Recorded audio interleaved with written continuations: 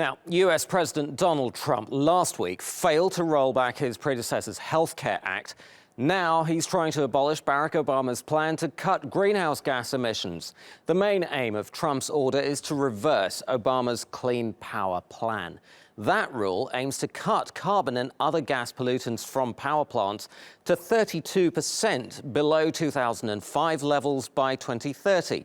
It is, however, stuck in the courts, and Trump is expected to push for it to be scrapped altogether.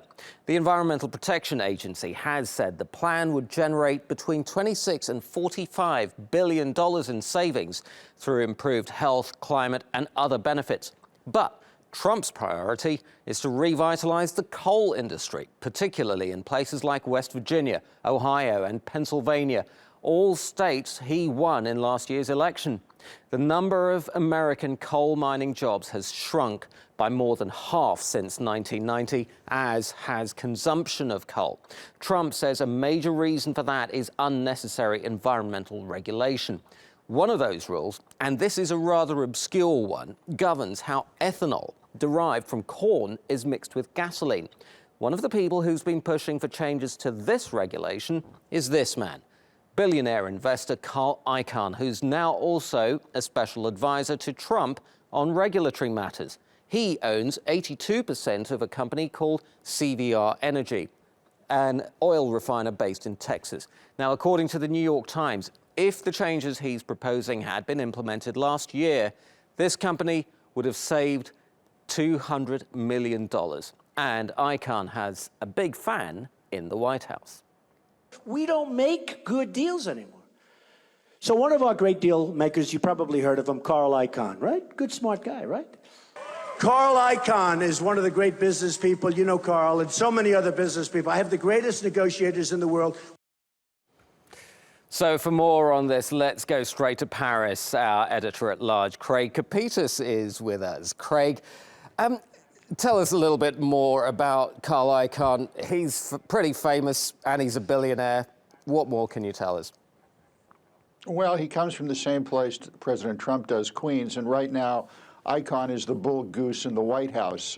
Forbes says he's worth more than $16 billion, and Mr. Icahn's critics say he's the flesh and blood embodiment of Ben Franklin's illustration that the more money a man has, the more he wants.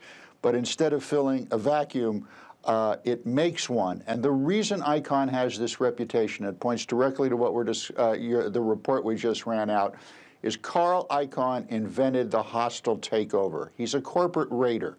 It started back in 1985 when he systematically started selling assets to repay the money he borrowed to purchase the airline TWA, Trans World Airlines. What he does, it's called asset stripping.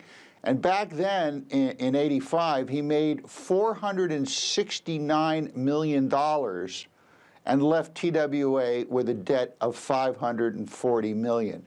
Is he a good businessman? Yes, he is. He's also a corporate raider, and this is why critics don't like him roaming around the White House.